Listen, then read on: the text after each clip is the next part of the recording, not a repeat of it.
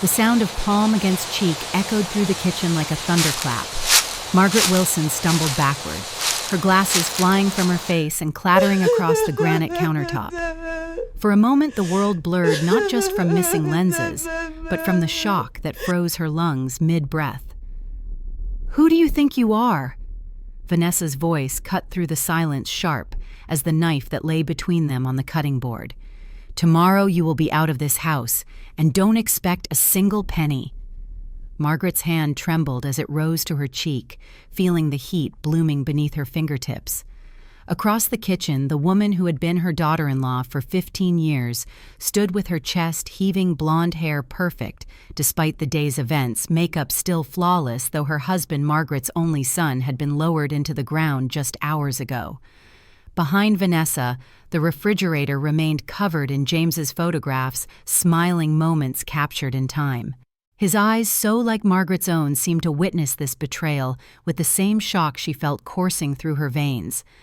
"The funeral reception is still happening in our living room," Margaret whispered, tasting the salt of tears that had begun streaming silently down her face. "Your guests, they'll be gone soon," Vanessa interrupted, adjusting her black dress with manicured fingers. "And so will you. This isn't a discussion." Margaret retrieved her glasses, hands shaking so badly she nearly dropped them again. A thin crack had formed across one lens, a jagged line that seemed to perfectly mirror the fissure now splitting her life in two. "You won't turn my son's farewell into a scene," she finally said, straightening her shoulders despite the weight bearing down upon them. "Not today." Vanessa's response was a cold, dismissive smile, the kind reserved for opponents already defeated. Later, as the clock on her nightstand glowed 300 a.m. in harsh red numerals, Margaret sat on the edge of her bed, silent tears tracing familiar paths down her cheeks. The small bedroom, the one James had insisted she make her own when she'd moved in 2 years ago, now felt like borrowed space, a temporary shelter about to be revoked. The funeral clothes she'd worn lay discarded on a chair, and 4 suitcases stood packed by the door. Each item folded represented memories, sweaters worn while reading to her granddaughter Lily, blouses from holiday dinners, the scarf James had given her last Christmas, each crease a reminder of all she would leave behind. "I've lived 68 years, she whispered to the darkness, her voice a thread of sound in the silent house. "I've buried a husband and now my only son, but nothing cuts deeper than becoming a stranger in the home I helped build." Her fingers found the silver frame on her nightstand, James at his college graduation arm, slung around her shoulders, both beaming with pride. 24 years old then, with his whole life ahead of him. Not 46 and cold in the ground, taken by a heart that had simply stopped without warning one Tuesday afternoon at his desk. Margaret traced his face through the glass. "What am I supposed to do now?" she asked the smiling image. No answer came. Only the distant sound of the heating system cycling on breathing warmth into a house that now felt colder than any winter she'd known. On her dresser sat the remnants of her former life, a modest jewelry box containing her wedding ring and Robert's watch, photographs spanning decades, a small ceramic bird James had made in elementary school, her teacher's credentials framed alongside awards from 35 years teaching English at Milwaukee West High School. In one faded photo, her warm brown skin contrasted with the brilliant white of her graduation gown, a reminder of her own journey through education before dedicating her life to teaching others.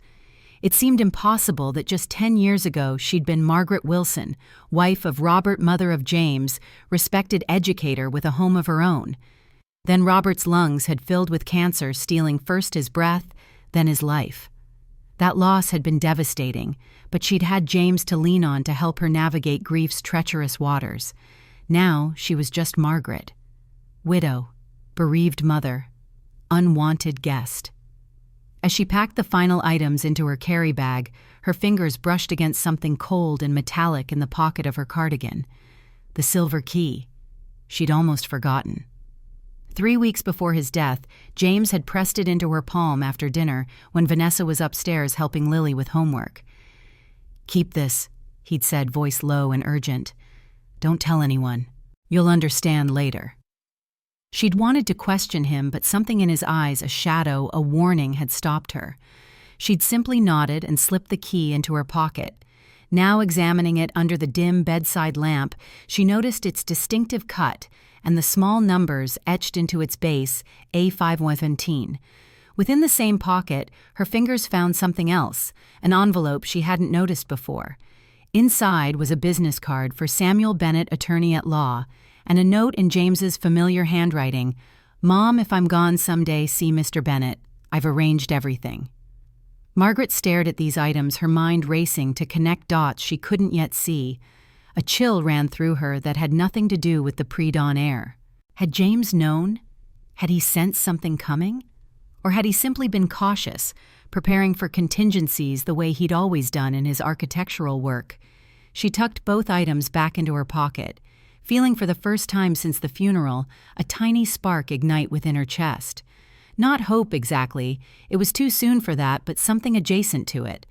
Purpose, perhaps, a direction when all paths seemed to have disappeared beneath her feet. Outside her window, headlights swept across the lawn as an early morning commuter drove past. The world was continuing its rotation, indifferent to her suffering. In just a few hours, she would be expected to vacate this house, the house she'd helped James and Vanessa buy when they'd moved to this upscale Milwaukee suburb. After Robert died, she'd sold their modest home in the Chicago suburbs for $180,000. Without hesitation, she'd given James and Vanessa $40,000 toward their down payment. It had seemed the right choice at the time, investing in family and being close to her son and granddaughter as she aged. "Think of it as a boost," James had said. "When you want a smaller place later, I'll help you." She'd trusted him completely, hadn't worried about paperwork or formal agreements. James would take care of her. He always had.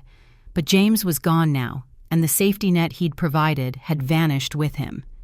Margaret moved to her window, drawing back the curtain to look at the pristine suburban landscape. The Wilson home sat on a tree-lined street of similar upper-middle-class houses, 2 stories, attached garages, manicured lawns. From the outside, they projected stability and success. Inside, they held stories far more complicated. In the 2 years she'd lived here, Margaret had tried her best not to be a burden. She cooked dinner most nights, tended the garden that Vanessa had no interest in, picked up Lily from school, and kept the house clean. She'd covered small household expenses and considered it her contribution to the family that had taken her in. Only they hadn't really taken her in had Vanessa had tolerated her using Margaret's presence as free childcare and housekeeping while subtly undermining her at every turn, criticizing her cooking as too heavy or too old-fashioned, suggesting that Margaret's way of doing laundry would ruin the fabrics, questioning her advice to Lily, dismissing her experiences as outdated. James had tried to mediate, to smooth things over, to keep peace in a house increasingly divided by silent battles. Now Margaret understood why. He'd known Vanessa better than Margaret ever had. He'd anticipated this moment and tried to prepare for it.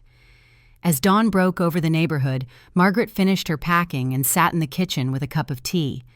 The house remained silent, Vanessa and Lily still asleep upstairs. On the refrigerator, held by magnets shaped like tiny houses, were Lily's science fair certificate, a family photo from their trip to Yellowstone 2 summers ago, and the schedule for Lily's 7th grade activities. Margaret memorized her granddaughter's upcoming events, knowing she might not be welcome at them anymore. Chorus concert next Thursday, science competition the following Tuesday, soccer game Saturday morning. 12 years old, and already so much like James, thoughtful, observant, with a quiet intelligence that revealed itself in unexpected moments. Would Lily understand why her grandmother had suddenly disappeared? Would Vanessa poison the relationship, turning Margaret into the villain of some fabricated story? The thought sent a fresh wave of pain through her chest. Losing James was unbearable. Losing Lily, too, might destroy her completely. Margaret washed her teacup, dried it, and returned it to its proper cabinet. She wiped down the countertops, leaving the kitchen spotless as always.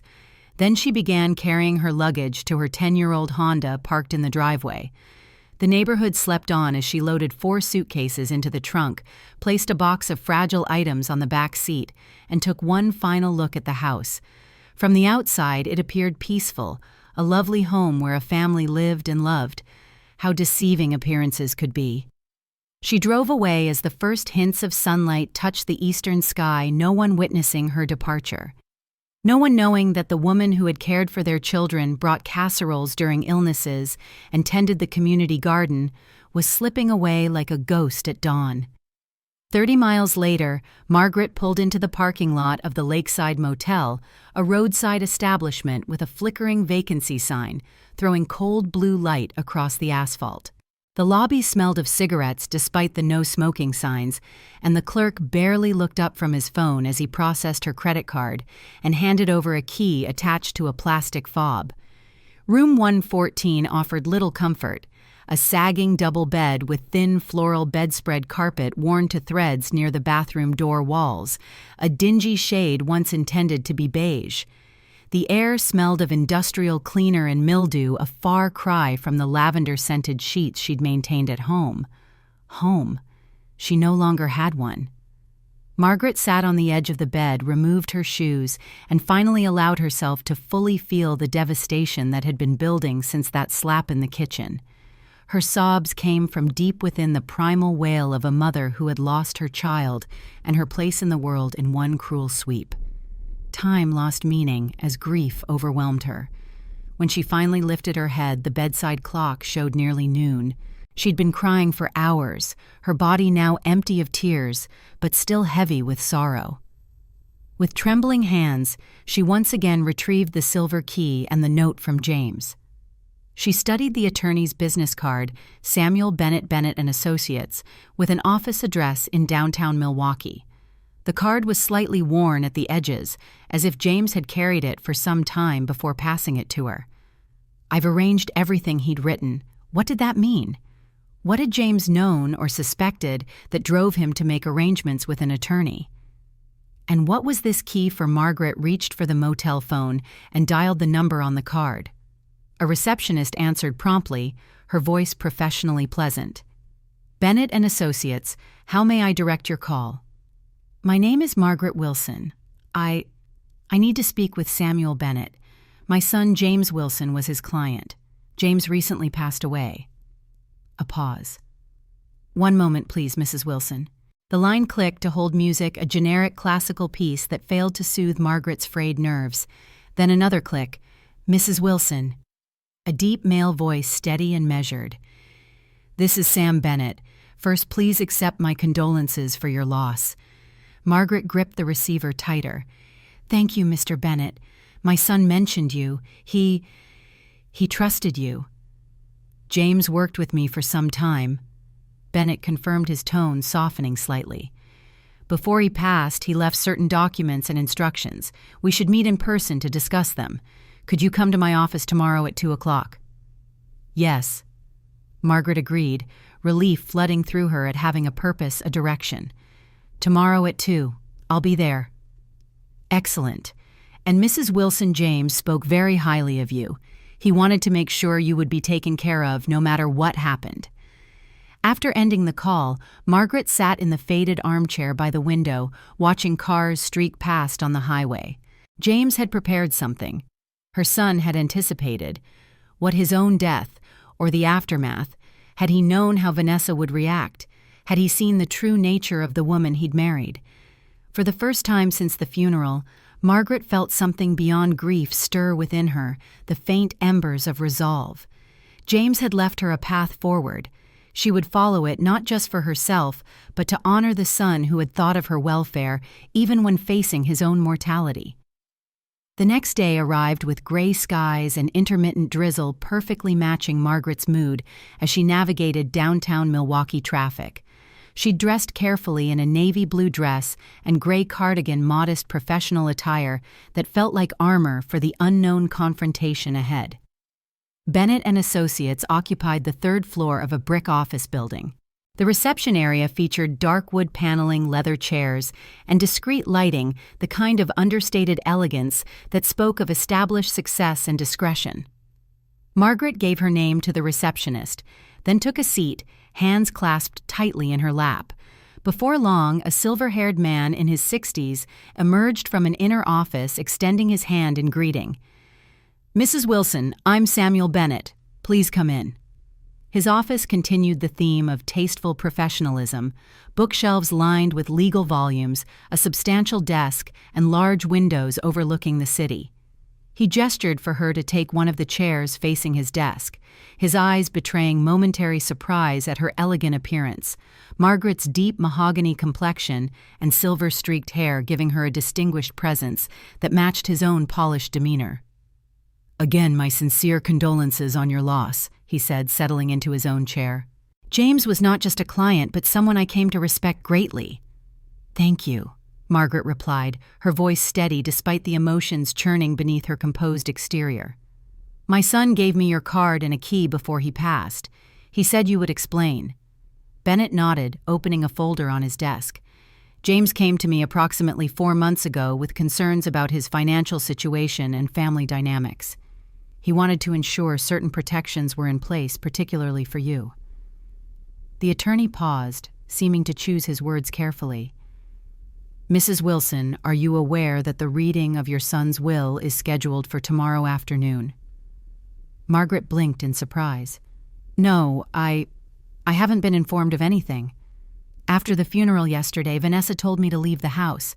I'm staying at a motel." Bennett's expression darkened slightly. "I see. That's unfortunate, but perhaps not unexpected given the circumstances." He made a note on a legal pad. "The reading is set for 3 o'clock tomorrow at my office. As James's mother and a named beneficiary, you absolutely should attend." "Beneficiary?" Margaret echoed, confusion evident in her voice. "I wasn't expecting anything. The house is in James and Vanessa's names. I assumed everything would go to her and Lily." "The primary estate distribution does flow that way," Bennett confirmed. However, James made certain specific provisions that he wanted to ensure were properly executed. He slid a sealed envelope across the desk. "This contains information regarding those provisions, including documentation for the safe deposit box that key opens." Margaret stared at the envelope, her fingers trembling slightly as she reached for it. Safe deposit box. Yes. Box A5117 at First Midwest Bank Downtown Branch. James established it earlier this year and was quite specific about its contents being reserved for you alone. Bennett's gaze was steady. "I suggest you visit the bank after our meeting today. The necessary authorization is in that envelope." Margaret tucked the envelope into her purse, mind racing with questions. "Mr. Bennett, did James say why he felt these measures were necessary? Did he suspect something might happen to him?" The attorney hesitated, professional discretion visibly at war with compassion. James was concerned about certain financial decisions being made without his full knowledge. He wanted to ensure you had resources independent of the main estate. Another pause. "He mentioned tensions regarding your position in the household." Margaret felt heat rise to her cheeks. The private struggles she'd endured apparently hadn't been as hidden as she'd thought. "Vanessa and I have had disagreements about my role. I tried to contribute to help with Lily in the house. I thought things were manageable." "James worried they might not remain so if anything happened to him," Bennett said gently. "Hence these precautions." Their meeting concluded with arrangements for Margaret to attend the will reading the following day. As she drove to First Midwest Bank, the rain intensified, sheets of water cascading down her windshield in rhythm with the questions flooding her mind. The bank's downtown branch exuded institutional permanence, marble floors, high ceilings, the hushed atmosphere of serious financial matters. Margaret approached the customer service desk envelope clutched tightly. "I need to access a safe deposit box," she explained to the woman behind the counter. "Box A517, I have the key and authorization." The bank officer, a middle-aged woman with a nameplate reading Peterson, examined the documents from the envelope. "Of course, Mrs. Wilson. We were expecting you. Please follow me." They passed through several secured doors, each requiring Ms. Peterson's access card, before reaching the vault area. The final door was thick and gray with an electronic keypad and 2 keyholes. "I'll use the master key, and you'll use your customer key," Ms. Peterson explained. Margaret inserted her silver key with fingers that trembled so badly she nearly dropped it. A click, and the door swung open to reveal a room lined with metal drawers of various sizes. Box A517 sat on the third shelf, longer and deeper than Margaret had expected. It required both hands to pull it from its slot and carry it to the private viewing room Ms. Peterson indicated. "Take as much time as you need," the bank officer said kindly. "I'll be just outside when you're finished." Alone with the mysterious box, Margaret took a deep breath and turned her key in the lock. The lid lifted smoothly, revealing contents that made her gasp. On top lay a brown envelope labeled simply, "For Mom." With shaking hands, she opened it and began to read. "Mom, if you're holding this, what I feared has happened. I'm sorry I can't protect you by being there, but I've prepared so you'll never be abandoned. You deserve peace in your life. No one has the right to throw you out on the street." Tears fell onto the letter, blurring the ink. Margaret quickly wiped them away, unwilling to lose a single word of her son's final message. Beneath the letter lay a thick stack of financial documents neatly organized with tabs. Bank statements, investment agreements, stock certificates. Margaret leafed through them, eyes widening as she grasped the total amount, nearly $200,000, all in her name. James had taken her original $40,000 contribution to the house, invested it over time, and built this nest egg specifically for her. He'd created a financial safety net, completely independent of his main estate money Vanessa couldn't touch. But there was more. In a separate red folder marked Documentation, Margaret found printed emails, text message screenshots, and financial records. The first line of a text message from Vanessa to someone named Victor hit her like another slap. "She just needs to hurry up and die and leave her pension. I'll find a legal way to get it." That text had been sent over a year ago. Margaret's hands trembled as she read more exchanges between Vanessa and Victor, who appeared to be her brother. Messages discussing Margaret as a burden, planning ways to limit her access to family decisions, complaints about her presence in their home. Financial records showed luxury purchases made on days when Vanessa had claimed they couldn't afford groceries. Evidence of attempts to access Margaret's teacher's pension information. Notes about consulting with a lawyer regarding elder care options and competency evaluations. At the bottom of the stack was an old family photo, Margaret and James on his college graduation day. On the back, in James's handwriting, "Mom, you're the reason I got here. Never forget that." Margaret pressed the photo to her chest, overwhelmed by contradictory emotions, devastating grief at losing her son, profound gratitude for his foresight, and a burning anger at the betrayal he had documented so carefully. James had seen everything. He'd recognized Vanessa's true nature and quietly gathered evidence to protect his mother when he no longer could. The realization brought fresh tears, not just of sorrow, but of a strange, bittersweet comfort. Her son had loved her enough to create this safety net, this path to survival. Ms. Peterson knocked gently before entering. "Is everything all right, Mrs. Wilson?" Margaret looked up, aware of how she must appear tear-streaked and clutching papers. "Yes, my son. He was very thorough." "I met Mr. Wilson several times when he came in," Ms. Peterson offered quietly. "He mentioned you often. I believe he loved you very much." Margaret nodded, unable to speak past the lump in her throat. She carefully repacked the box's contents into her large purse, securing the financial documents and evidence for whatever came next. Outside, the rain had stopped, leaving the city streets glistening in afternoon sunlight. Margaret sat in her car, thoughts racing. She now had resources, evidence, a measure of security. But tomorrow would bring the official will reading and a confrontation with Vanessa. Her phone rang, the screen lighting up with Vanessa's name. Margaret's stomach clenched, but she answered. "Hello, Vanessa." "Margaret." Her daughter-in-law's voice dripped false sweetness. "Are you free this afternoon? I think we should sit down and talk about everything. I don't want the family to fall apart. I made roast chicken your favorite." Margaret tightened her grip on the steering wheel, a thin smile forming on her lips. Vanessa had clearly heard about the will reading and was attempting damage control. "Sure," Margaret replied evenly. I'll come over. She knew Vanessa wasn't extending this invitation out of kindness. Now that she'd learned about the safe deposit box, she wanted to discover what James had left. But this time Margaret wouldn't arrive empty-handed. She had truth evidence money. She had her son's quiet protection. This meeting would be the first confrontation since the will reading, and Margaret would no longer play the role of the compliant mother-in-law. The game had changed. "See you at 4, Margaret said, ending the call. She started the car, a new resolve, steadying her hands on the wheel. James had given her weapons not for revenge but for justice and survival. She would use them wisely. "Thank you, son," she whispered as she pulled into traffic. "I won't let them trample me anymore." The stage was set. The next act would begin. The reading of James Wilson's will took place the following day in Samuel Bennett's office, the same wood-paneled space where Margaret had learned of her son's precautions. The atmosphere crackled with tension as Vanessa entered dressed impeccably in a fitted black dress, her brother Victor at her side in a crisp charcoal suit. Margaret sat quietly across from them, hands folded in her lap, watching Vanessa's confident smile, the smile of someone who believed victory was assured. "Thank you all for coming." Bennett began, his voice professionally neutral.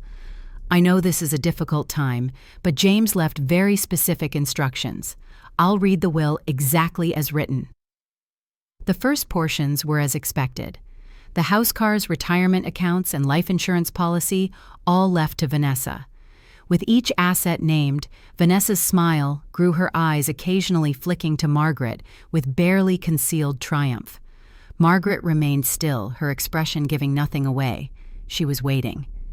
Bennett paused, adjusting his glasses. His tone shifted subtly.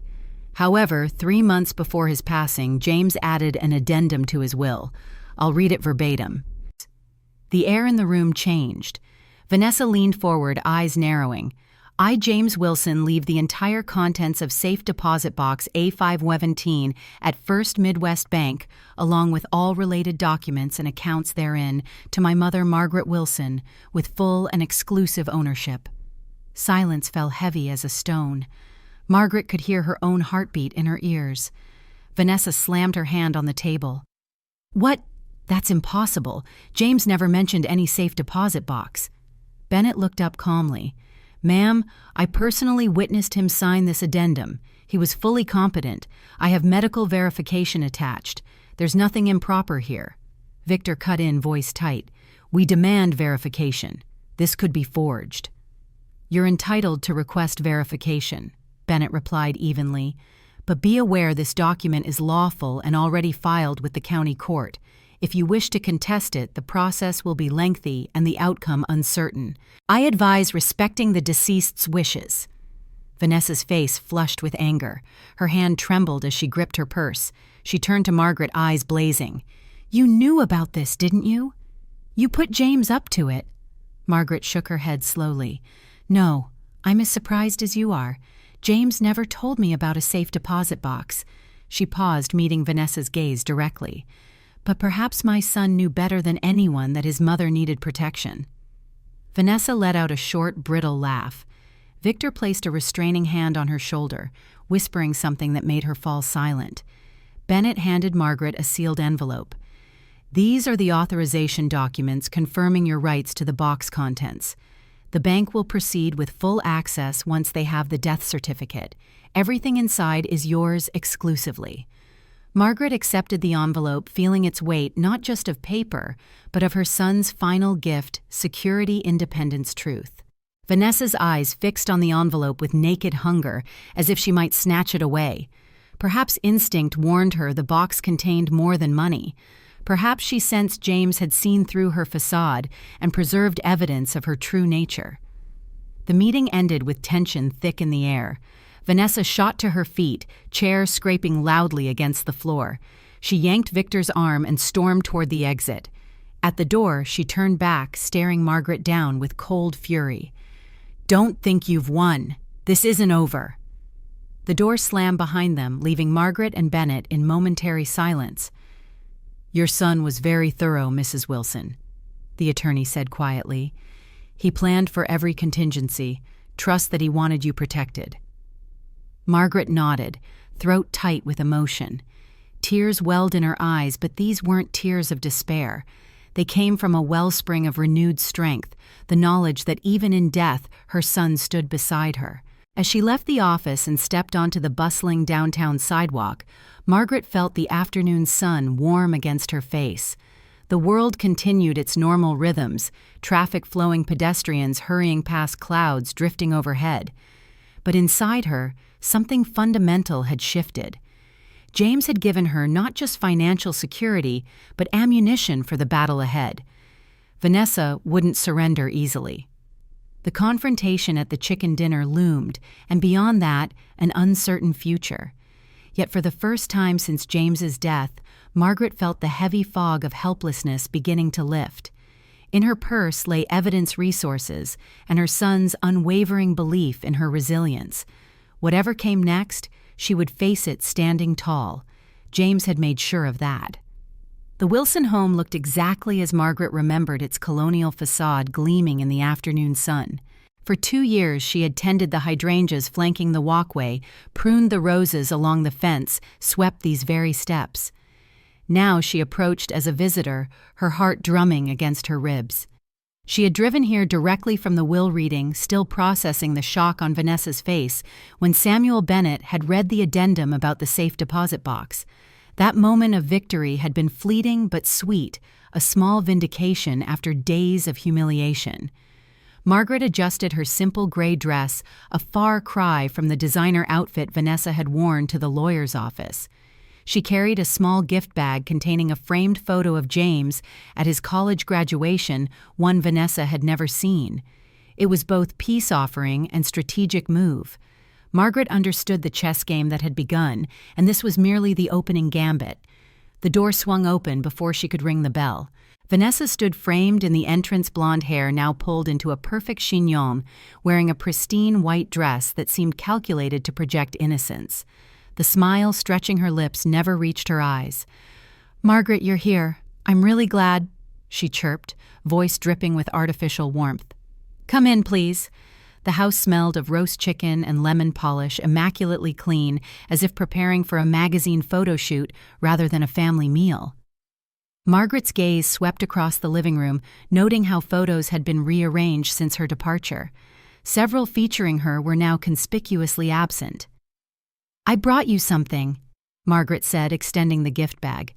"I thought you might like to have it." Vanessa accepted it with feigned enthusiasm, manicured nails tearing through tissue paper. Upon seeing the photographed James in his cap and gown, arm around his mother, years before he'd met Vanessa, something flickered across her face. For a heartbeat, the mask slipped, revealing a flash of jealousy before the practiced smile snapped back into place. "Beautiful picture." "Thank you, Margaret," she said, setting the frame aside with minimal care, as if it were a casual trinket rather than a precious memory. "The dining room is ready," Vanessa continued, ushering Margaret through the familiar hallway. "I've made all your favorites." The table gleamed with polished silver and fine china, the wedding set Margaret had rarely seen used during her time in the house. A vase of fresh roses centered the tableau, flanked by tall taper candles. It was a performance staged for an audience of one. "It looks lovely," Margaret said, taking the offered seat. Under her cardigan, nestled in her bra, was the tiny voice recorder she had retrieved from her old teaching supplies at the motel. She felt its weight against her skin, a small comfort. Vanessa served roast chicken with precision arranging vegetables in an artful display before pouring white wine into crystal glasses. "To James," she said, raising her glass, a practiced catch in her voice. Margaret touched her glass to Vanessa's, watching her daughter-in-law over the rim as she sipped. In the soft dining room light, she looked younger than her 42 years, beautiful in the conventional way that had always made Margaret feel slightly dowdy by comparison. But now, knowing what lay beneath that polished exterior, Margaret saw only the calculation in those blue eyes. The meal progressed through small talk, Vanessa mentioning repairs the house needed, rising property taxes, how difficult managing finances alone would be. Each comment layered with subtle implications about money concerns, carefully planting seeds. Margaret played along, responding with appropriate sympathy while mentally noting each manipulative turn. This was the groundwork, she realized. The setup for whatever Vanessa truly wanted. Halfway through dessert, it came. "Margaret," Vanessa said, setting down her fork and propping her chin on one hand, a practiced gesture of intimacy. "I know you went to the bank. I'm not stupid." Her smile remained, but her voice hardened slightly. "So what did you find in the box?" Playing innocent. Margaret looked up with widened eyes. "Oh, nothing much. Just a few old photos, some keepsakes. James was sentimental that way." Vanessa narrowed her eyes, suspicion flickering across her features. "Really, I think there must be something more valuable. James wouldn't keep a whole safe deposit box for a few pictures." Margaret shrugged, affecting indifference. Meanwhile, her hand quietly placed a black pen on the table beside her water glass. Not a normal pen, but the mini recorder she'd activated with a subtle press as she set it down. "I suppose he wanted to make sure I had something of him," she offered vaguely. Vanessa poured herself more wine, took a long sip, then lowered her voice conspiratorially. "Margaret, we're both adults here. I'll be blunt. If you cooperate, I'll give you a cut. We both know James left something substantial, and it's better for everyone if we make a private arrangement. You'll have money to rent a place, and I won't have to drag this into court. Win-win." Margaret sat perfectly still, looking directly into those cold eyes. For a moment, she saw past the makeup to the predator beneath. This wasn't just greed, but open contempt masquerading as pragmatism. She nodded slightly, her voice deliberately unsteady. "You really believe James would want me to hide what he left?" Vanessa jumped in immediately, impatience breaking through her facade. "Don't bring up James. He's gone. We have to be practical now. If you're smart, you'll work with me. If not, you'll get nothing but a few meaningless photos." Margaret bit her lip, pretending to consider the offer while her recorder captured every damning word. "Let me think about it. This is all so overwhelming." "Don't take too long," Vanessa warned, her tone hardening further. "My offer won't stay open indefinitely." When lunch finally ended, Vanessa walked Margaret to the door, still maintaining the pretense of family harmony. "I hope you'll consider my proposal seriously. I don't want tension between us. Family should stick together." Margaret clasped Vanessa's hand and looked her in the eye, allowing genuine emotion to surface for the first time. "Yes, family should stick together. And don't worry, I won't forget what you said today." She turned and left the pen recorder secure in her pocket, heavy with incriminating evidence. In her mind, Vanessa's calculating voice echoed, "If you cooperate, I'll give you a cut." Another piece in the growing collection of proof that would eventually become Vanessa's undoing. The following morning, Margaret sat in the faded armchair by the motel window, watching raindrops race down the glass. Her night had been restless, punctuated by dreams of James calling out warnings she couldn't quite hear. She felt drained yet oddly focused, like a general plotting strategy before a crucial battle. A gentle knock at her door startled her from her thoughts. Who could possibly know she was staying here? Cautiously, she approached the door and peered through the peephole. An older woman with silver hair stood outside an umbrella dripping at her side. "Who is it?" Margaret called. "Barbara Simmons, Margaret. We were neighbors for 2 years. May I come in?" Margaret opened the door to find her former next-door neighbor, a retired nurse in her early 70s, standing with a concerned expression and a paper bag that emitted the enticing aroma of fresh pastries. "Barbara, how did you find me?" The woman stepped inside, folding her wet umbrella. "Small towns have big ears, dear. When I heard what happened after James's funeral, I started checking motels. This was my 3rd stop." She set the bag on the small table. "Brought you some breakfast. You look like you could use it." Margaret felt tears threatening at this simple kindness. She'd been so alone with her grief and shock that Barbara's appearance felt like a lifeline thrown to a drowning woman. They sat together, sharing coffee from the room's tiny pot and warm scones from Barbara's favorite bakery. Margaret found herself pouring out everything: the slap, the eviction, the safe deposit box, the will reading, even Vanessa's lunch invitation, and thinly veiled attempts at manipulation. Barbara listened without interruption, her nurse's eyes assessing Margaret with professional concern. When the story concluded, she reached across the table and squeezed Margaret's hand. "You're not alone in this," she said firmly. "And you're certainly not the first woman I've known who's been treated this way by family." Barbara explained she belonged to a support group called Wise Women, older women who had faced betrayal, financial abuse, or manipulation by family members. They met weekly at the community center, sharing resources, advice, and emotional support. "Come to our meeting tomorrow night," Barbara urged. "These women have navigated situations just like yours. They know which lawyers to trust, how to document evidence, how to protect yourself legally." Margaret hesitated only briefly before nodding. "I'd like that." Before leaving, Barbara paused at the door, her expression serious. "There's something else you should know. I used to see Vanessa shopping at Nordstrom when she claimed the family couldn't afford groceries. And that brother of hers, Victor, he would visit your house regularly when James was traveling for work. They seemed unusually close." Margaret absorbed this information, pieces clicking into place. "Thank you for telling me. Be careful, Margaret. People who are desperate for money can become dangerous when cornered." After Barbara left, Margaret replayed the visit in her mind. She wasn't alone anymore. There were allies, resources, others who understood. The tiny flame of resolve that had sparked when she discovered James's safeguards burned a little brighter now. Her phone buzzed with a text message. Unknown number, but the content made her heart leap. "Grandma, it's Lily. Using friend's phone. I miss you. Mom won't say where you went. Can we meet?" Margaret stared at the screen, joy and caution warring within her. Could this be a trap? Or was her granddaughter genuinely reaching out? She typed a careful reply. "I miss you too, sweetheart. How about the park near your school tomorrow at 3:30? I'll wait by the big oak tree." 3 dots appeared, then disappeared. Finally, "Yes, don't tell Mom. She's acting weird, throwing away Dad's stuff." Margaret's chest tightened.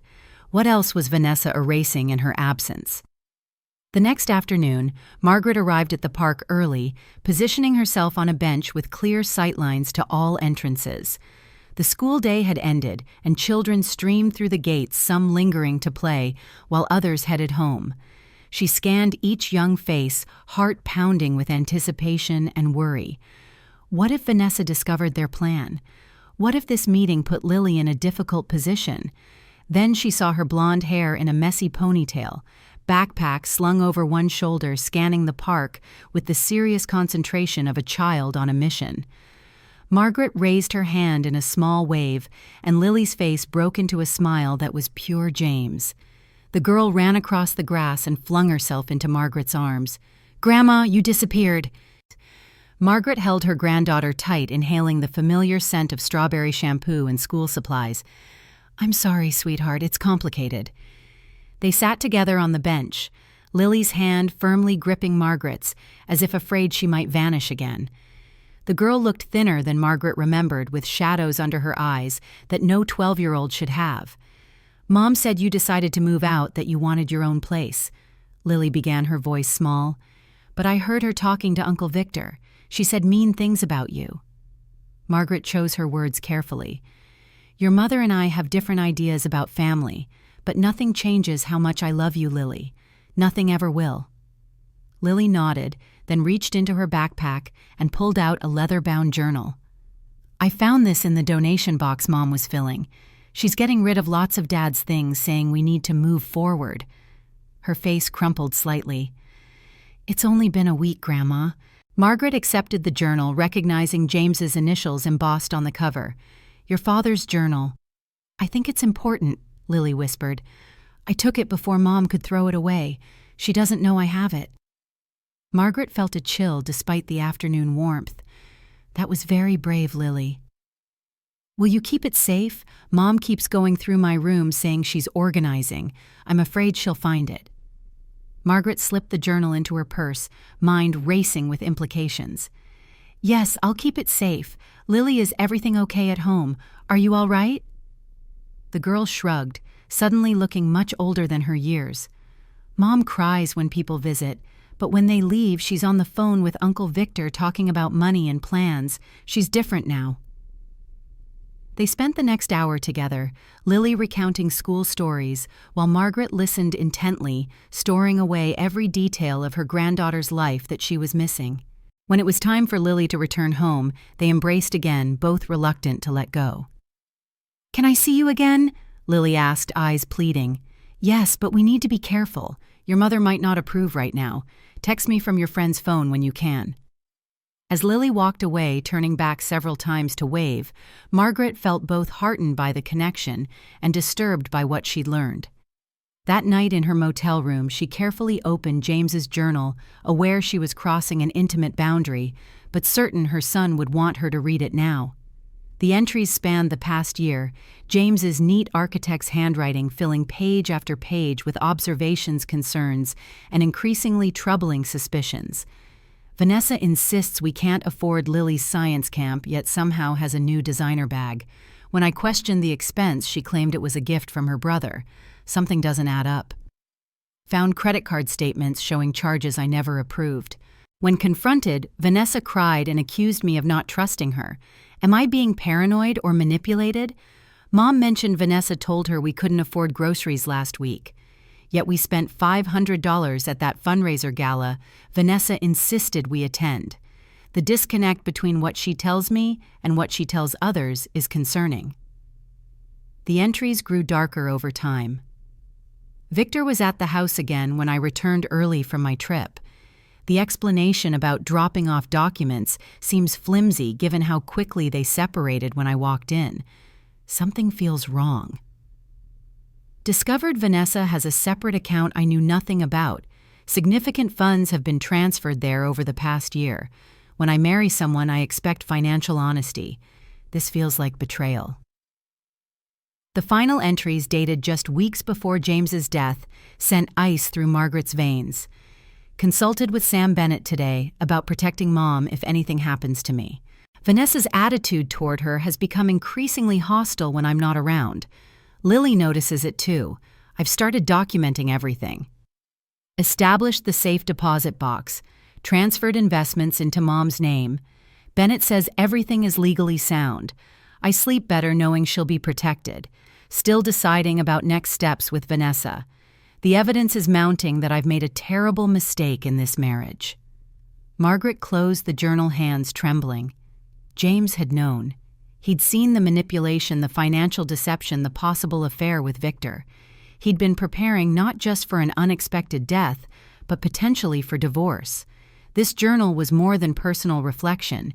It was contemporaneous documentation of Vanessa's behavior, a legal treasure trove that would carry significant weight if matters went to court. The following morning, Margaret met with Samuel Bennett again, bringing both the journal and the recording from her lunch with Vanessa. The attorney listened carefully, occasionally taking notes, his expression growing more concerned. James came to see me about 3 months before he passed, Bennett confirmed after reviewing the evidence. He was troubled by financial irregularities and what he termed psychological manipulation within his household. He specifically mentioned concerns about your treatment and his daughter's well-being if anything happened to him. Was he planning to divorce her? Margaret asked directly. Bennett hesitated, weighing professional discretion against Margaret's need to understand. He was exploring his options. Let's put it that way. The attorney explained that Vanessa's financial situation might be more precarious than it appeared. James had discovered significant personal debt hidden from him, questionable investments made without his knowledge, and what appeared to be a pattern of financial secrecy. The life insurance payout is substantial, Bennett explained, but given what James uncovered, it might not last as long as Vanessa expects, especially if she continues her spending habits. Which makes her more desperate to get whatever might be in that safe deposit box, Margaret concluded. Precisely, and more likely to become aggressive when thwarted. Bennett leaned forward, his expression grave. Mrs. Wilson, I must advise caution. Document everything. Avoid being alone with Vanessa or her brother. And consider what your ultimate goal is here. Do you want financial compensation? Access to your granddaughter. Justice. Margaret considered the question. All of the above, I suppose. But most importantly, I want to honor what James tried to do. He protected me. Now I need to ensure his daughter is protected too. Bennett nodded. Then let's develop a strategy that accomplishes that without unnecessary escalation. 3 days later, Margaret received another invitation from Vanessa, this time for a small gathering to honor James's memory with family and close friends. The formal card with its elegant script and black border seemed at odds with the cold dismissal Margaret had received at the funeral. "This isn't about James," Barbara said when Margaret showed her the invitation during their coffee meetup. "This is about Vanessa maintaining her image as the perfect widow. She needs witnesses to her performance." Margaret agreed. "And she's probably hoping to pressure me publicly about the safe deposit box contents." "Then perhaps it's time to flip the script," Barbara suggested with a gleam in her eye. They spent the afternoon planning, joined by 2 other women from the Wise Women group: Eleanor, a retired judge, and Patricia, who had survived a similar family betrayal years earlier. Together, they crafted a strategy that made Margaret's pulse quicken, with both anxiety and anticipation. The evening of the memorial gathering arrived clear and cool, stars pricking the early spring sky as Margaret drove to her former home. She arrived deliberately early, knowing it would unsettle Vanessa to have her there during preparations. The house glowed with soft lighting, white flowers lined the walkway, and scented candles perfumed the living room. On a long table covered with delicate lace cloth stood framed photos of James, nearly all chosen by Vanessa from their wedding and vacations together. Margaret noted that not a single photo included her. Vanessa's expression tightened momentarily upon seeing Margaret in the doorway before she smoothed it into a welcoming smile. "Margaret, you're early. How lovely." "I thought I might help with final arrangements," Margaret replied pleasantly. "This was my home too, after all." The subtle reminder of her former status in the household made Vanessa's smile falter briefly. "Everything's under control. Why don't you make yourself comfortable in the living room? Guests will arrive soon." Margaret took a seat in a corner armchair, watching as Vanessa fluttered about adjusting flowers and straightening photo frames. She wore another black dress, this one with a modest neckline, but a form-fitting silhouette that emphasized her slender figure. Her pale skin seemed almost luminous against the dark fabric blonde hair falling in soft waves around expertly made-up features. The perfect grieving widow, camera-ready for her audience. Margaret smoothed her own deep blue dress against her dark skin, the color chosen deliberately to honor James, who had always said blue brought out the warmth in her complexion. Guests began arriving, James's colleagues from the architectural firm, neighbors, distant relatives, and friends. Margaret observed as Vanessa greeted each one, her voice trembling appropriately, eyes moistening on cue. She floated through the room with a wineglass, chatting quietly, accepting condolences with demure nods.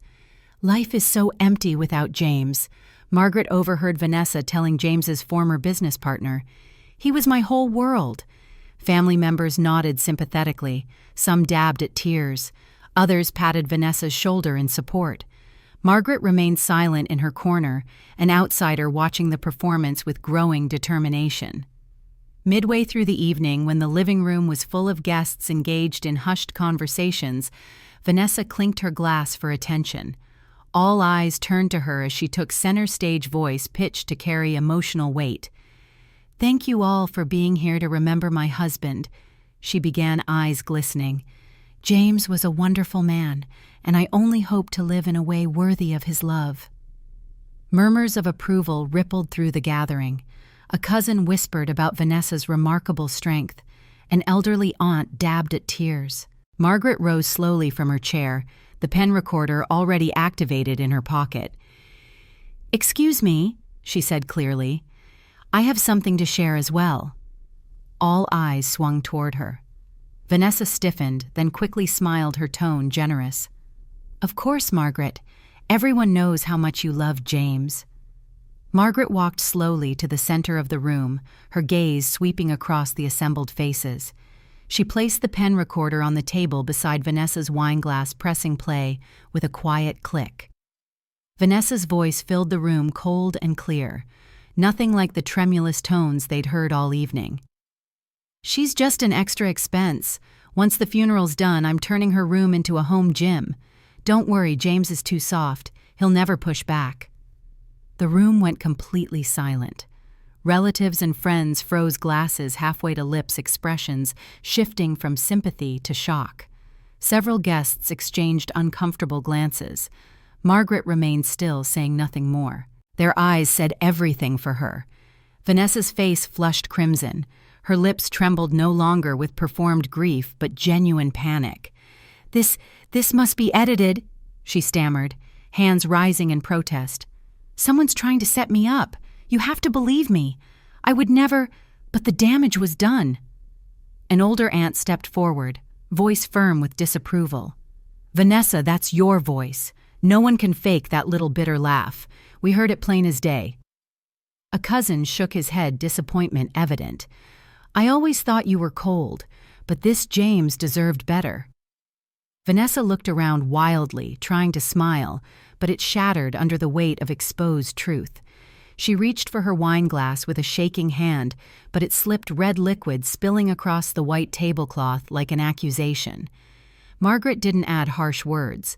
She simply looked at Vanessa for a long moment, then addressed the stunned group.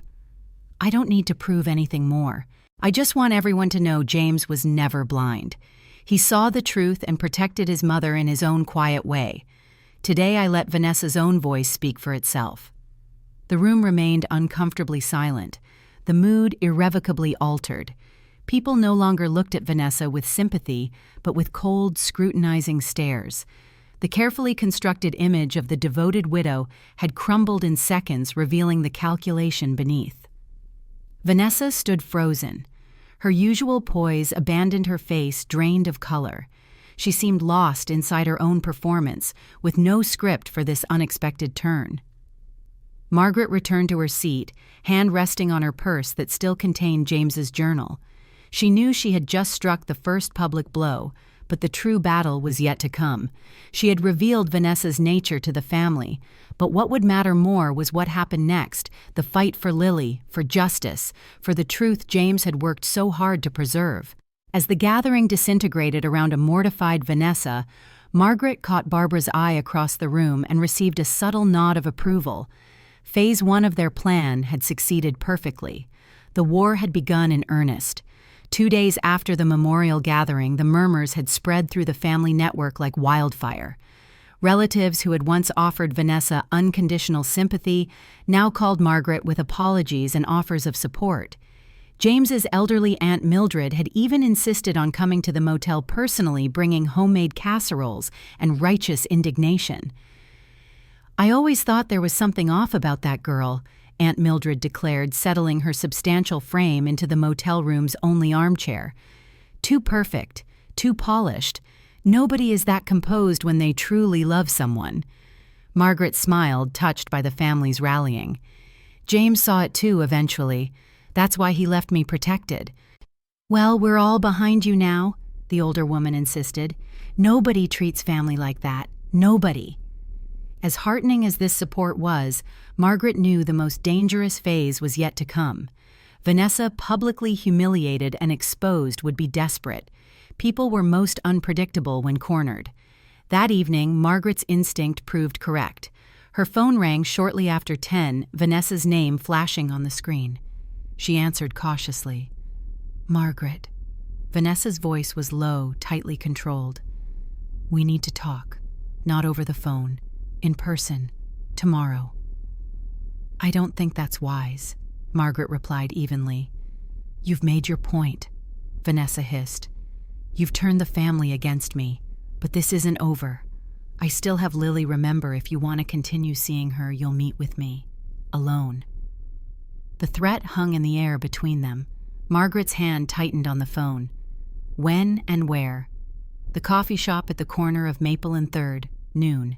Come alone. Margaret didn't sleep that night, torn between protecting herself and safeguarding her relationship with Lily. By morning, she had decided on a careful compromise. She would meet Vanessa, but not entirely on her terms. Barbara drove her to the coffee shop, parking across the street where she would have a clear view inside. Eleanor, the retired judge from the Wise Women group, was already seated inside, positioned to observe without being obvious. Margaret had the recorder in her purse, freshly charged.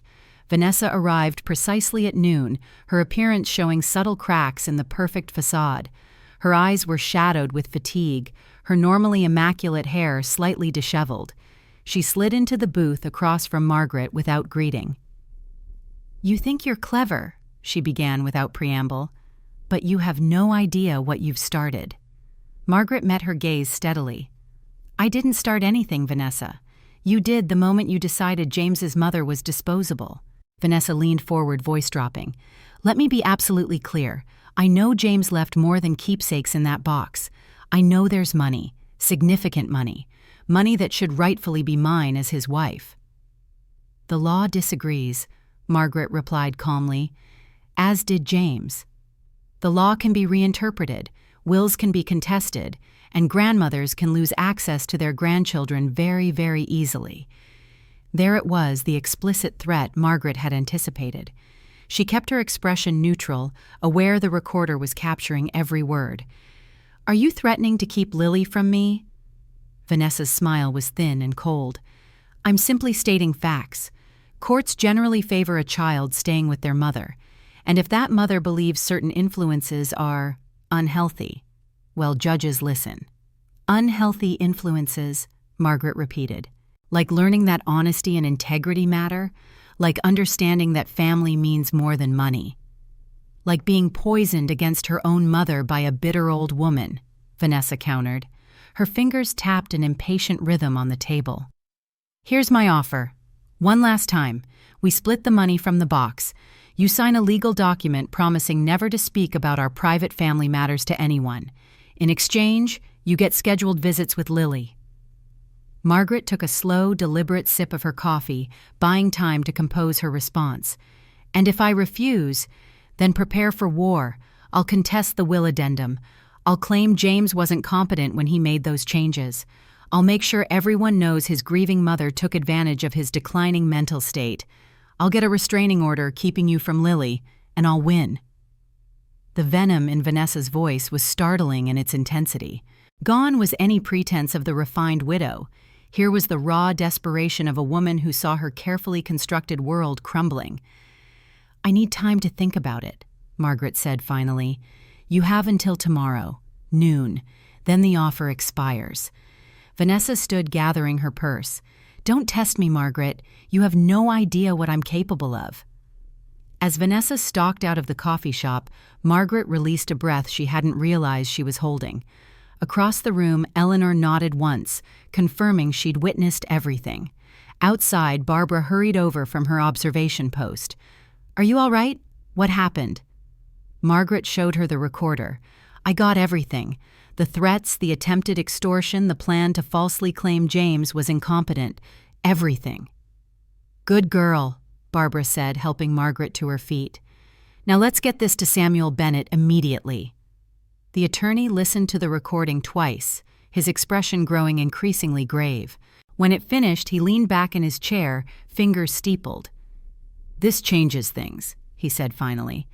"Threats to withhold visitation as leverage for financial gain.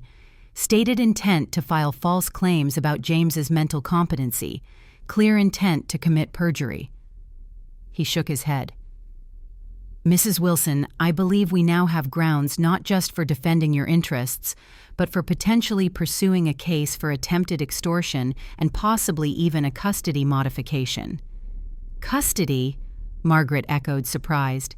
"I never intended—" "Not full custody," Bennett clarified, "but a court-ordered visitation schedule that Vanessa cannot interfere with, and possibly even a guardian ad litem appointed to represent Lily's interests independently. Given the documented pattern of dishonesty and the willingness to use a child as a bargaining chip, a family court judge might find that warranted." Margaret considered this, torn between hope and caution. "What's our next step?" "We respond to Vanessa's ultimatum, but not in the way she expects. I'll draft a letter outlining the legal consequences of her proposed actions. Meanwhile, I suggest you continue gathering support from family members who witnessed her behavior at the memorial gathering. The more people willing to testify about her character and actions, the stronger our position." As Margaret left the lawyer's office, she felt a curious mixture of dread and determination. The conflict was escalating beyond anything she had anticipated when she first discovered James's safety net. But underneath the anxiety was a steely resolve she would not allow Vanessa to erase her from Lily's life or to dishonor James's careful preparations. The following day, precisely at noon, Margaret called Vanessa rather than meeting in person as demanded. "I've made my decision," she said when Vanessa answered, "and—" the word crackled with impatience. "No deal. I won't be blackmailed and I won't allow you to use Lily as leverage." A moment of stunned silence, then Vanessa's voice returned frigid with rage. "You've made a terrible mistake. Don't say I didn't warn you." "Actually, Vanessa, I think you'll find you're the one who's made the mistake." Margaret's voice remained steady. "By now, your lawyer should be receiving correspondence from Samuel Bennett outlining the legal consequences of attempted extortion and the use of a minor child as a bargaining chip. He's also filing for court-ordered visitation rights that you cannot interfere with." "You're bluffing," Vanessa hissed, but uncertainty threaded through her voice. "The coffee shop conversation is on record. So is your threat to falsely claim James was mentally incompetent. Evidence of your character is mounting, Vanessa. The question is how much more you want to add to it." The line went silent for several seconds. When Vanessa spoke again, her tone had changed entirely, no longer threatening but wheedling, almost pleading. "Margaret, please, you don't understand the pressure I'm under. The financial situation isn't what everyone thinks. James left. Complications. I need that money. I'm not asking for all of it anymore, just enough to stabilize things." The sudden shift in tactics was jarring, but not entirely unexpected. Margaret had seen enough of Vanessa's manipulations to recognize this as simply another performance. "I suggest you speak with your lawyer," Margaret replied firmly. "And Vanessa, if anything happens to James's journal that Lily rescued from the donation box, copies of its contents are already in safe hands." A sharp intake of breath confirmed Margaret's suspicion that Vanessa had discovered the journal was missing. "This isn't over," Vanessa said, voice barely above a whisper. "On that we agree," Margaret replied, ending the call. The next week passed in a flurry of legal correspondence and preparation. Samuel Bennett filed for emergency court-ordered visitation rights, attaching the recordings as evidence of Vanessa's attempts to use Lily as leverage. Family members provided affidavits about the memorial gathering incident and other observations of concerning behavior. Meanwhile, Margaret continued attending the Wise Women meetings, drawing strength from others who had navigated similar waters. With Barbara's help, she found a small apartment she could afford, with the investment income from James's foresight, a modest one-bedroom on the third floor of a building overlooking the city park, filled with morning light and far more cheerful than the motel room that had been her temporary refuge. She was arranging books on her new shelves when the phone rang. Samuel Bennett's name appeared on the screen. "Mrs. Wilson, we've had a development. Judge Harmon has granted the emergency visitation order and appointed a guardian ad litem for Lily. You'll have structured visits beginning this weekend regardless of Vanessa's preferences." Margaret sank onto her new sofa, overwhelmed with relief. "Thank you, Samuel. Thank you." "There's more," he continued. "Vanessa's lawyer has contacted me requesting mediation. I think she's realized how damaging a full court battle would be to her reputation and financial situation." "What does she want?" "To negotiate a settlement that allows her to save face while securing your rights to see Lily and maintain your financial independence." "I believe we're in a position of strength here, Mrs. Wilson." She's backing down. After the call ended, Margaret moved to her small balcony overlooking the park. Spring was advancing, tender green leaves unfurling on the trees below. Children played on the swings, their laughter carrying up to her third-floor perch. For the first time since James's death, she felt something like peace washing over her. The battle wasn't over. She harbored no illusions that Vanessa would transform overnight into a trustworthy co-guardian for Lily, but the most acute danger had passed. Margaret thought of the journal hidden safely in her new apartment, the recordings preserved in multiple locations, the financial security James had ensured for her. She thought of Barbara and the wise women of Samuel Bennett's steady guidance of family members who had finally seen through Vanessa's facade. Most of all, she thought of James, his foresight, his love, his determination to protect those he cared about, even when he could no longer be present. She had honored his efforts by refusing to be silenced or pushed aside. She had found her voice, her strength, her path forward. The sun was setting now, casting long shadows across the park below. In 2 days, she would see Lily again, officially, legally, without fear or secrecy. They would build new memories in this apartment, create new traditions to honor James's memory. Margaret Wilson was no longer just a widow, no longer just a bereaved mother, no longer an unwanted guest. She was a woman who had faced betrayal and found justice, who had endured loss but discovered new purpose. She was at last herself again. The mediation room at the Milwaukee County Courthouse felt deliberately neutral with its pale gray walls and generic watercolor landscapes. Margaret sat with Samuel Bennett on one side of the polished oak table, hands folded calmly in her lap, despite the storm of emotions churning beneath her composed exterior. Across from them, Vanessa and her attorney, a sharp-featured woman in her 40s named Catherine Morrow, arranged papers with practiced efficiency. In the 6 weeks since James's funeral, Margaret had traversed the landscape of grief, betrayal, and rediscovery. The frightened widow who had packed her belongings in the middle of the night had transformed into a woman who understood her own strength. Today would determine whether that strength would be enough. Judge Eleanor Reeves, a silver-haired woman in her 60s with keen eyes that had witnessed decades of family disputes, sat at the head of the table. Beside her was Melissa Donovan, the court-appointed guardian ad litem, assigned to represent Lily's interests. The young social worker had spent the past 2 weeks interviewing everyone involved, including several hours with Lily herself. "Let's begin," Judge Reeves said, her voice gentle but authoritative. "We're here to determine a framework for Mrs. Wilson's visitation rights with her granddaughter Lily Wilson, and to address certain financial matters relating to the estate of James Wilson. I expect these discussions to remain civil and focused on the best interests of the minor child." Her gaze swept across both parties, lingering a moment longer on Vanessa, who shifted uncomfortably. "Ms. Donovan, please share your initial assessment." The guardian ad litem opened her folder. "Your Honor, after extensive interviews with all parties, including Lily, I've concluded that maintaining a strong relationship with her grandmother is clearly in Lily's best interest. The child expresses profound affection for Mrs. Wilson and has been distressed by their separation." Vanessa's jaw tightened visibly. "Furthermore," Melissa continued, "there are concerning indicators of an attempt to alienate Lily from her grandmother following Mr. Wilson's death. Lily reports being told her grandmother abandoned them, which directly contradicts established facts about Mrs. Wilson's removal from the family home." Judge Reeves nodded. "Thank you. Mrs. Wilson, what are you seeking in terms of visitation?" Margaret leaned forward slightly. "I'm requesting regular, consistent time with my granddaughter.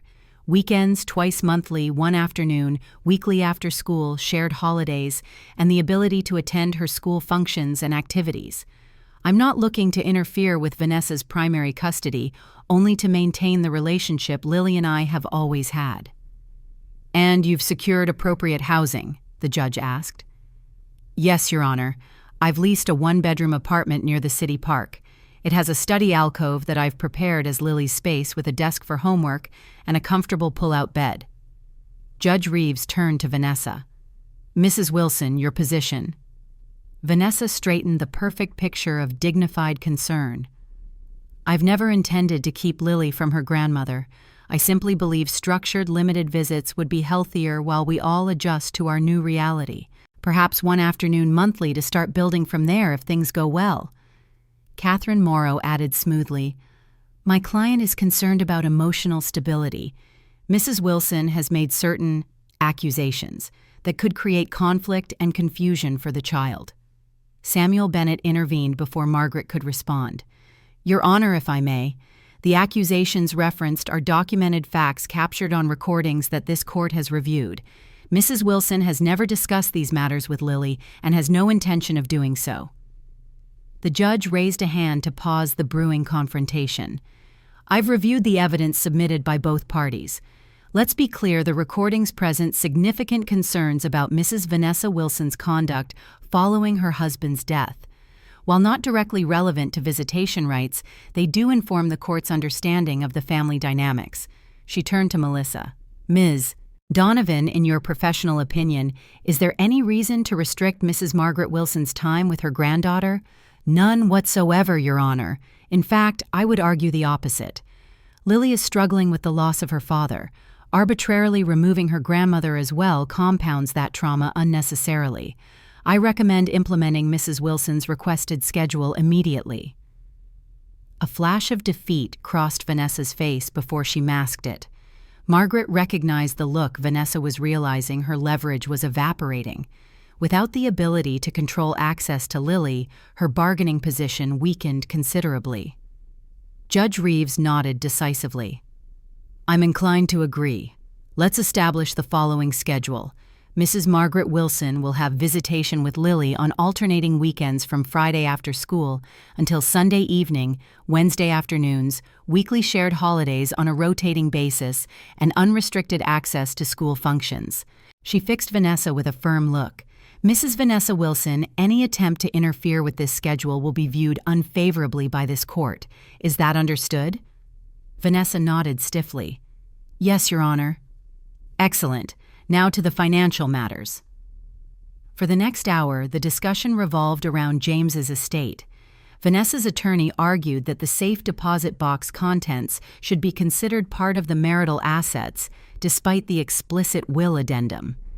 Samuel Bennett countered with documentation of Margaret's original $40,000 contribution to the house purchase, demonstrating that James had merely grown that investment specifically for his mother. Throughout the discussion, Margaret observed Vanessa carefully. Her daughter-in-law maintained her composed facade, but subtle signs of strain appeared: a tightness around her eyes, a slight tremor in her hands, the occasional pressing of fingers against her temple. Mrs. Vanessa Wilson, Judge Reeves said finally, my understanding is that you've received a substantial life insurance payment and retained the family home and vehicles. Is that correct? Yes, Your Honor, but the financial situation is more complicated than the court has been led to believe, Judge Reeves interrupted. Mrs. Wilson, the documentation provided by your late husband's attorney indicates you have outstanding personal debts, approximately equal to the insurance payout debts your husband may not have been fully aware of. Is this accurate? Vanessa's face paled slightly. There were investments that didn't perform as expected. I see. The judge's tone conveyed she saw entirely too much. Having reviewed all documentation, I find that the contents of Safe Deposit Box A517 were legally and properly designated to Mrs. Margaret Wilson through valid amendment to James Wilson's will. These assets are not subject to marital property division, particularly given their origin as Mrs. Margaret Wilson's contribution to the family home. She closed her folder with finality. Mrs. Margaret Wilson will retain full rights to the approximately $200,000 in investments and cash held in the box. However, she paused, looking at Margaret thoughtfully. However, I would suggest that as a gesture of goodwill, Mrs. Margaret Wilson might consider covering certain educational expenses for Lily directly, not as a payment to Mrs. Vanessa Wilson, but as a grandparent's investment in her grandchild's future. Margaret nodded immediately. I had already planned to establish a college fund for Lily, Your Honor. Very good. Then unless there are other matters, this mediation is concluded. The court clerk will prepare the formal visitation schedule, which will take effect immediately. As the judge gathered her materials, Vanessa leaned toward her lawyer, whispering urgently. Catherine Morrow shook her head slightly, then addressed the judge. Your Honor, my client would like to request a brief private conversation with Mrs. Margaret Wilson before we conclude today. Judge Reeves raised an eyebrow. Mrs. Margaret Wilson, are you amenable to this? Margaret hesitated, then nodded. Yes, I'm willing. Very well. You may use this room for 10 minutes. The rest of us will step out. As the others filed from the room, Margaret steeled herself. She had anticipated this moment, Vanessa making one final attempt at manipulation when all legal avenues had failed. Samuel Bennett squeezed her shoulder supportively before closing the door, leaving the two women alone. Silence stretched between them, heavy with unspoken accusations. Vanessa's carefully maintained poise seemed to dissolve, revealing the exhaustion beneath. You've won, she said finally, voice flat. Are you satisfied now? Margaret shook her head slowly. This was never about winning, Vanessa. It was about survival, about honoring what James wanted for both me and Lily. You've made me look like a monster. You did that yourself, Margaret replied quietly. I simply revealed what was already there. Vanessa's eyes flashed with familiar anger, but it quickly subsided, replaced by something more complex, perhaps resignation, perhaps fear. I can't maintain the house on my own, not with the debts. Once I sell it and settle everything, there will be very little left. I'm aware. Is that what you wanted? To see me homeless? To see Lily's life disrupted? Margaret leaned forward, meeting Vanessa's gaze directly. What I want is very simple. I want to be part of Lily's life. I want the respect I've earned as her grandmother and as the woman who helped build the home you've been living in, and I want the truth acknowledged. The truth, Vanessa laughed bitterly. Whose truth? James wasn't the perfect husband everyone thinks. He was controlling, obsessed with tracking every penny. Because you were hiding expenditures and lying about finances, Margaret interrupted calmly. I've read his journal, Vanessa. I know about the secret accounts, the hidden debt, the shopping trips with your brother when James was traveling. Vanessa fell silent, color draining from her face. But that's between you and James now, Margaret continued. What matters going forward is Lily. She's lost her father. She doesn't need to lose her sense of family stability, too. She reached into her purse and withdrew a small envelope, sliding it across the table. This is information about a 2-bedroom apartment in a good school district not far from my new place. The rent is reasonable and the security deposit is covered, if you're interested. Vanessa stared at the envelope without touching it. Why would you do this? Not for you, Margaret said frankly. For Lily. And because it's what James would have wanted. Vanessa's perfectly manicured fingers finally reached for the envelope, opening it with uncharacteristic uncertainty. She scanned the contents, brow furrowed. This is unexpected. Life often is, Margaret replied, gathering her purse as she stood. The judge was right about one thing, Vanessa. We need to find a way forward that puts Lily first. I'm willing if you are. Before Vanessa could respond, Margaret moved toward the door, pausing with her hand on the knob. One more thing. The recordings, the journal, the financial documents, they stay in my possession. Not to use against you, but to ensure we maintain our new understanding. Are we clear? Vanessa nodded slowly, something like respect flickering briefly in her eyes. Crystal clear. Outside in the hallway, Samuel Bennett waited with visible concern. Everything all right? Yes, Margaret said, surprising herself with how true it felt. I think we've reached an understanding. As they walked through the courthouse corridors, Margaret felt a strange lightness in her step. The legal battle had concluded largely in her favor, but the victory wasn't what brought her peace. It was the knowledge that she had stood her ground, had honored James's intentions, and had secured her place in Lily's life. What happens now? She asked Samuel as they descended the courthouse steps into spring sunshine. The attorney smiled. Now, Mrs. Wilson, you start living again. Friday afternoon arrived with golden spring sunshine and a gentle breeze, perfect weather for new beginnings. Margaret had spent the morning preparing her apartment, ensuring Lily's space was welcoming without being overwhelming. Fresh sheets on the pull-out bed, a small vase of daisies on the desk, a bookshelf stocked with titles she remembered her granddaughter enjoying. At precisely 3:30, her doorbell rang.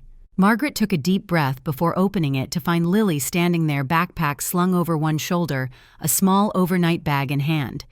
Behind her, Vanessa waited by the elevator, maintaining the distance specified in the visitation agreement for drop-offs. "Grandma," Lily launched herself forward, wrapping her arms around Margaret's waist. Margaret embraced her, tightly breathing in the familiar scent of strawberry shampoo. "Hello, sweetheart. I've missed you so much." Over Lily's shoulder, she caught Vanessa's gaze and nodded slightly. Vanessa returned the gesture before stepping into the elevator, disappearing behind closing doors. "Come see your room," Margaret said, ushering Lily inside. "Well, your space. I've tried to make it special." Lily explored the apartment with unabashed curiosity, exclaiming over the sunny kitchen with its window herbs, the small balcony overlooking the park, and especially the study alcove Margaret had transformed for her use. "You have books." She ran her fingers along the spines on the shelf. "And is that a telescope?" "For watching stars from the balcony," Margaret confirmed. "Your father loved astronomy at your age." Lily's smile dimmed slightly at the mention of James. "I miss him so much, Grandma." "I know, sweetheart. I do too." Margaret sat beside her on the pull-out sofa. "That's why it's so important that we have each other." "Mom's been different," Lily confided, voice dropping to a whisper despite them being alone. "She cries a lot when she thinks I'm asleep, and we're moving to an apartment soon. She says we can't afford the house anymore." Margaret nodded, choosing her words carefully. "Sometimes after we lose someone, many things have to change. But change isn't always bad. Your mom is doing her best to make sure you're taken care of. Are you and Mom still fighting?" The direct question caught Margaret off guard. She considered deflecting, but decided Lily deserved honesty appropriately framed. "We've had our disagreements about what should happen after your dad died," she acknowledged. "But we've worked most of it out now. We both love you very much, and that's what matters most." Lily seemed to accept this, leaning against Margaret's shoulder. "I'm glad you didn't go away forever like Dad did." The simple statement pierced Margaret's heart. She wrapped an arm around her granddaughter, pulling her close. "I'm not going anywhere, Lily. I promise." They spent the weekend establishing new patterns, baking cookies in Margaret's compact kitchen, exploring the park across the street, setting up the telescope on the balcony to observe the night sky. Lily shared stories from school and confided her worries about the upcoming move from the only home she'd known. On Sunday evening, as they prepared for Vanessa's arrival to pick up Lily, Margaret presented her granddaughter with a gift, a leather-bound journal with Lily's name embossed on the cover. "Your father kept journals," she explained. "It was his way of sorting through his thoughts. I thought you might like to try it too." Lily ran her fingers over the embossed letters. "Did Dad write about me?" "He wrote about you all the time," Margaret assured her. "About how proud he was of you, how smart you are, how much he loved watching you grow." "Can I read his journals sometime?" Margaret hesitated. "Some parts, yes, when you're a bit older. I've saved the most special entries for you." The doorbell rang, signaling Vanessa's arrival. Lily gathered her belongings, tucking the new journal carefully into her backpack. At the door, she hugged Margaret fiercely. "Wednesday's only 3 days away," she said, as if reassuring herself. 3 days," Margaret agreed. "And I'll be at your science presentation on Tuesday, remember?" Lily's face brightened. "You will. Front row. I wouldn't miss it." Vanessa stood in the hallway dressed more casually than Margaret had ever seen her, jeans and a simple blouse, hair pulled back in a ponytail. Their eyes met over Lily's head, and a wordless understanding passed between them. This new arrangement might be forced by legal necessity, but they would make it work for Lily's sake. "Did you have a good weekend?" Vanessa asked, her tone neutral but not hostile. "The best," Lily enthused. "Grandma has a telescope and we saw Jupiter's moons." "That sounds wonderful," Vanessa replied, and Margaret detected genuine warmth in her voice. "You can tell me all about it on the drive home." As they turned to leave, Vanessa paused. "The apartment information you provided, we're moving in next weekend. It's It's a good fit, thank you." The acknowledgement clearly cost her pride, but Margaret appreciated the effort. "I'm glad. Let me know if you need any help with the move." After they left, Margaret stood on her balcony, watching the sunset paint the sky in shades of pink and gold. The park below teemed with Sunday evening activity families, enjoying the last hours of the weekend joggers, circling the path, an elderly couple feeding ducks at the small pond. She thought of James, of how he would approve of this new chapter. She had protected his legacy and ensured his daughter would grow up knowing how much he had loved her. She had secured her own future and regained her sense of self. And perhaps most surprisingly, she had found a path forward with Vanessa that, while not friendly, at least promised civil cooperation. The weeks that followed established a new rhythm to Margaret's life. Wednesdays and alternate weekends with Lily became the anchoring points around which everything else revolved. She attended school functions, proudly volunteered at the library 2 mornings a week, and continued meeting with the wise women, now offering support to others facing similar challenges. Barbara had become a true friend, dropping by for coffee or accompanying Margaret on walks through the park. They were planning a weekend trip to Door County in the summer, something Margaret wouldn't have imagined possible during those dark days at the roadside motel. One Tuesday afternoon, Margaret sat in a coffee shop near the school, waiting for Lily to join her for their weekly homework session. The door chimed, and she looked up, expecting her granddaughter. Instead, Vanessa entered, scanning the room before spotting Margaret. This unscheduled encounter might once have filled Margaret with dread, but now she merely felt curious as Vanessa approached her table. "May I join you?" "Just for a moment?" Vanessa asked, none of her former hostility evident. Margaret gestured to the empty chair. "Of course." Vanessa sat, hands clasped tightly before her. She looked different, thinner, less polished, but somehow more authentic. The perfect widow's mask had been set aside. "I wanted to speak with you privately before Lily arrives," she began, voice low. "There's something you should know."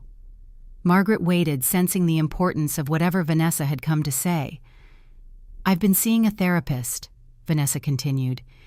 "It was part of our agreement with the court, but I found it helpful, more than I expected." "I'm glad to hear that," Margaret replied sincerely. "She's helped me understand some things about myself, about why I reacted the way I did after James died." Vanessa paused, visibly gathering courage. "My parents lost everything when I was 16. We went from comfortable to destitute overnight. I watched my mother beg relatives for help and be turned away. I promised myself I would never be that vulnerable." Margaret nodded, pieces clicking into place. "Fear is a powerful motivator." "It doesn't excuse what I did," Vanessa acknowledged. "How I treated you, the things I said. But I thought you should know that I'm working to be better, for Lily's sake. And because—" she hesitated, "because James deserved better from me."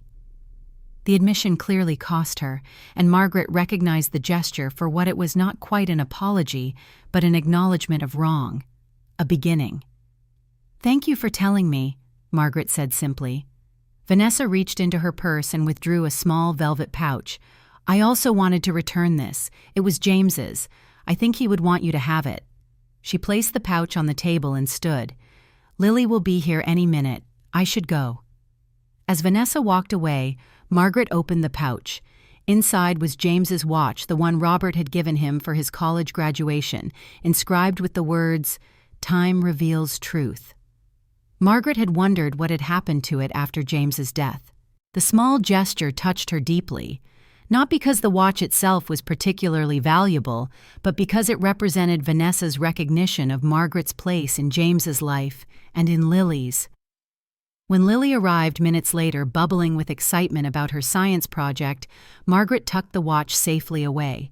There would be time to share its significance later, when Lily was older and could fully appreciate the journey that had brought them all to this point.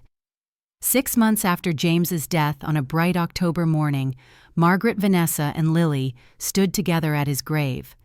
The summer's vibrant flowers had given way to autumn's more subdued palette, fallen leaves creating a golden carpet around the headstone. "I still talk to him sometimes," Lily admitted, placing a small stone atop the marker as they had taught her a symbol that someone had visited had remembered. "Is that weird?"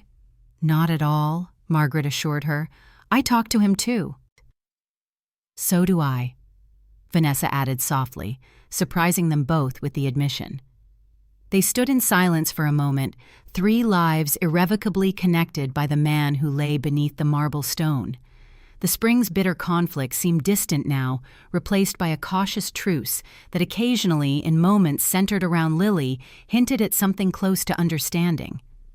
Margaret placed the photograph of James's graduation on the grave, the one she had gifted Vanessa all those months ago. "You protected me as you promised," she whispered. "Now I'm helping look after your family." Later that afternoon, Margaret sat on her balcony watching children play in the park as twilight approached. Barbara had dropped by with fresh apple cake, and they shared tea as they discussed the Wise Women's upcoming holiday charity drive. "You seem at peace," Barbara observed, studying Margaret over the rim of her cup. "I am—" Margaret realized, somewhat surprised by the truth of it. "Not completely. I don't think we ever fully recover from losing a child, but I've found a way forward." "And Vanessa? Has she truly changed?" Margaret considered the question carefully. "Changed might be too strong a word. Evolving, perhaps.